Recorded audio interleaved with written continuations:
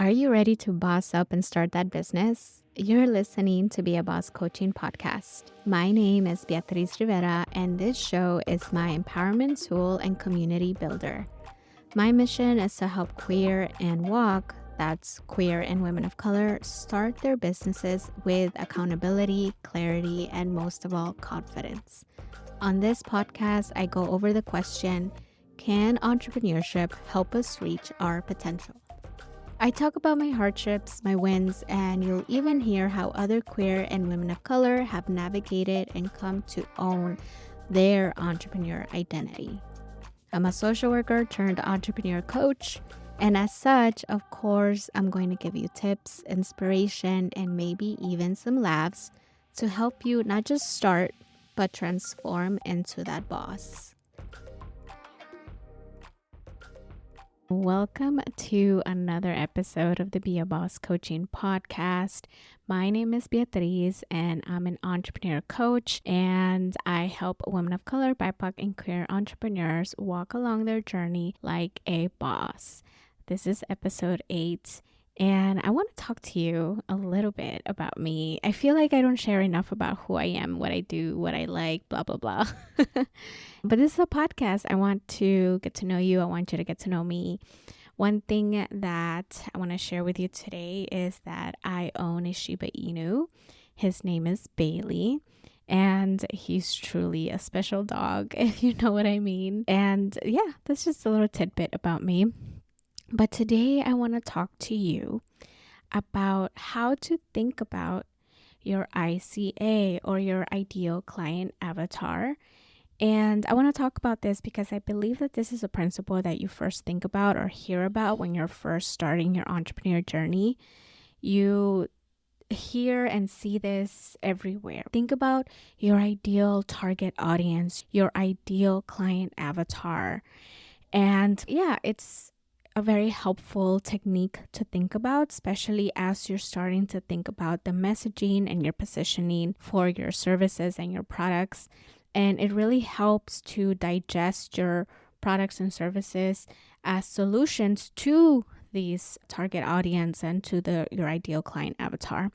But the reason I want to talk to you about it today, I don't want to talk to you about it from this point of view of what questions you should think about.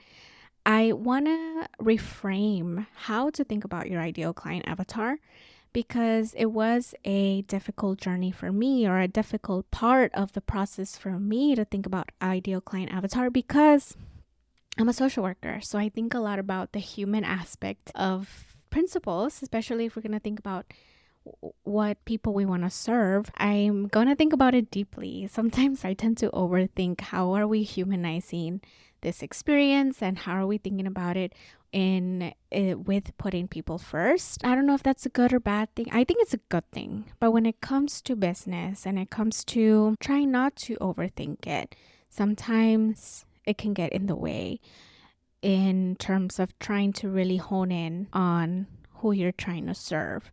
So I hope that the tips that I talk about today are helpful. Before I do that, I do want to take the moment to remind you to come on over to beabosscoaching.com and book a call with me if you've been thinking about exploring coaching and what that could look like. I'd love to help you. You get 30 minutes of free coaching where I learn a little bit about you and your business and your goals and your entrepreneur journey and what that could look like for you and how I can support you in that journey. So I'm excited to hear more about you. Don't be shy. Come on over to beabosscoaching.com and book a call. And if you want to rate and review this podcast, please come on over to Apple Podcasts. Leave us a review, leave us a rating, and that would be so appreciative. Thank you so much. And let's get into it. So a thought that you might have in your head when you're thinking about ideal client avatar is, this feels stupid. Frankly, maybe even unnecessary to think about ideal client avatar, because maybe you want to help everybody. Why does this even matter? These might be thoughts that you might be having, but let me tell you something. It is necessary and definitely worth taking your time thinking about your ICA.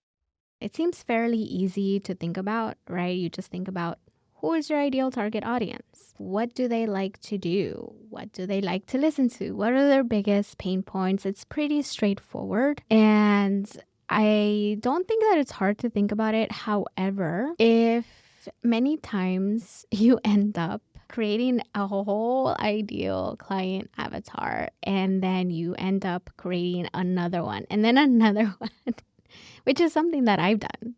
I don't blame you. It's totally normal. Why? Because there's so many layers. There's so many layers to think about for people. And I know as a social worker, I think one of the hardest parts about thinking about this, thinking about my ideal client customer avatar is because I understand that there's many human complexities on many different levels about what makes us tick.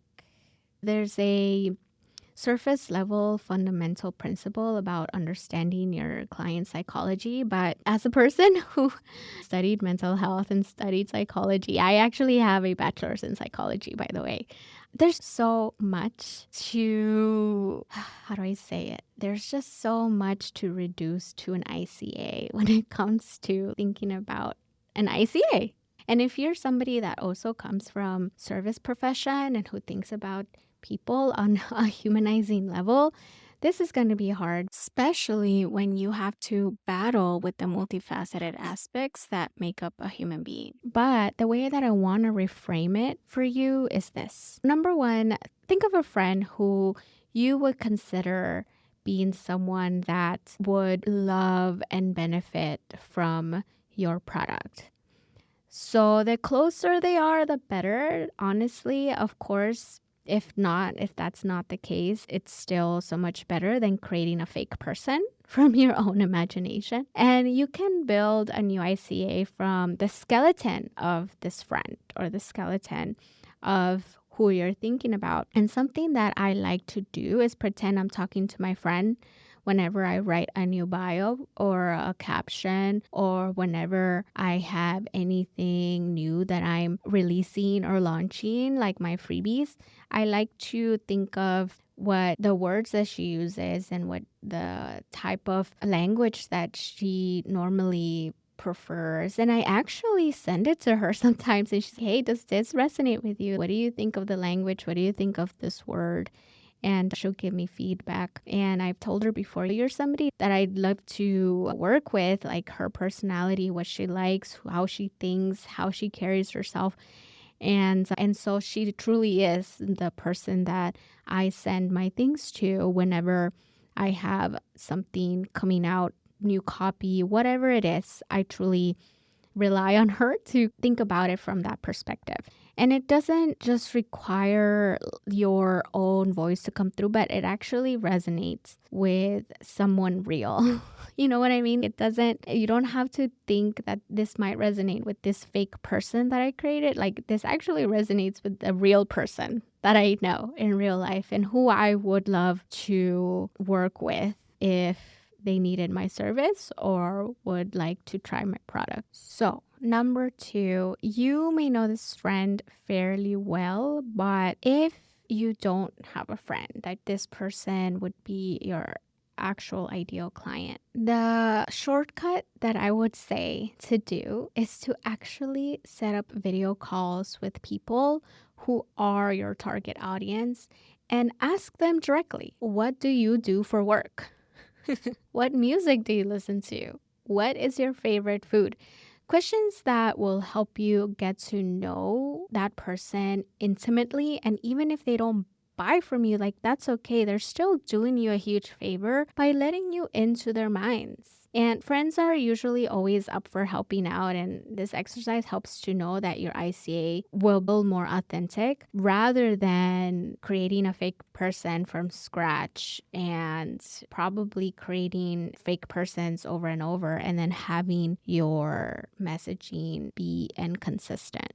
Number three, a lot of advice says to work on your ICA early on in your business journey. It is a great exercise in the beginning, but I argue that the exercise is actually more effective over time when you've experienced with putting your business out there and have experienced the results of marketing yourself.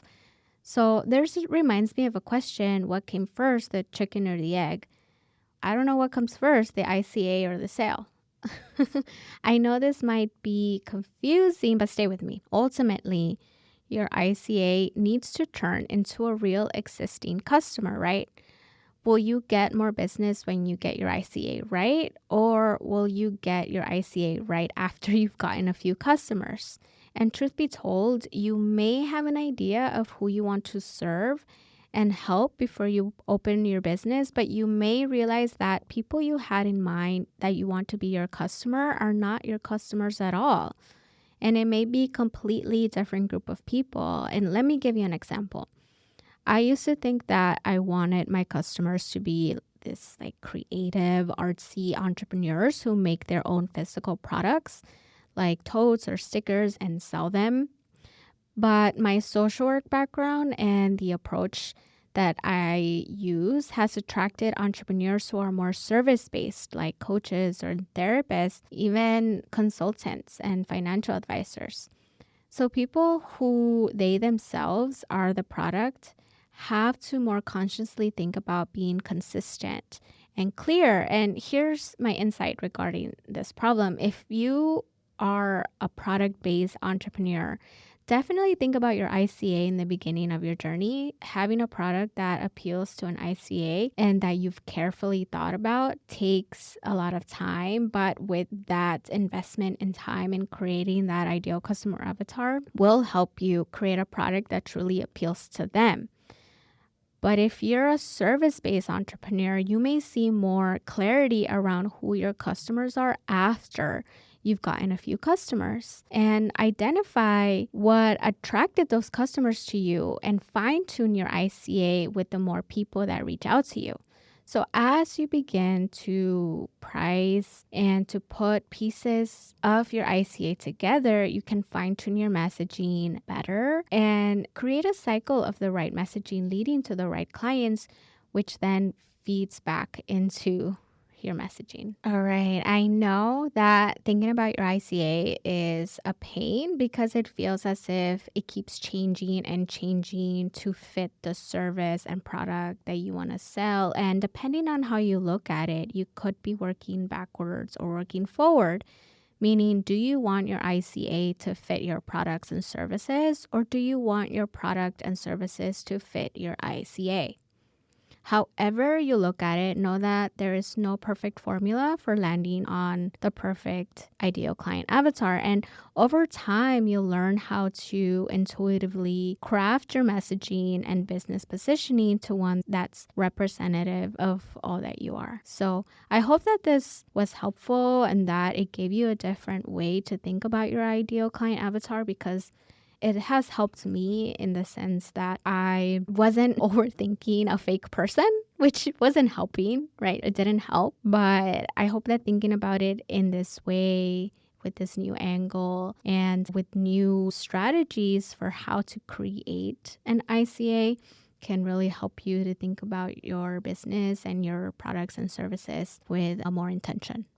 All right, that's it for me, y'all, for how to reframe your ideal client avatar or ICA, how to think about it differently. Hopefully, it gets you on the other side of this hurdle of ICA, because I think if you overthink it, if you keep trying to figure out who is your ideal client customer avatar, sometimes when we don't feel like we have that honed in and we have that down, it can really create inconsistency and perhaps even feeling unsure and uncertain about what you're providing, about what you're selling, about your business in general. And I don't want you to feel that way. I want you to feel confident about what you're selling, and I want you to feel confident about who you're serving and how you're helping people. So I hope that this was helpful. Again, if you have any questions and you would like to explore coaching with me, if you're a new entrepreneur, a new business owner, or maybe you have a setback